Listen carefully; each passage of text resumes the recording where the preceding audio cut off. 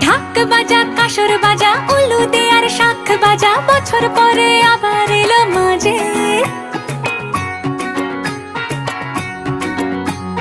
পুজো পুজো গন্ধ নিয়ে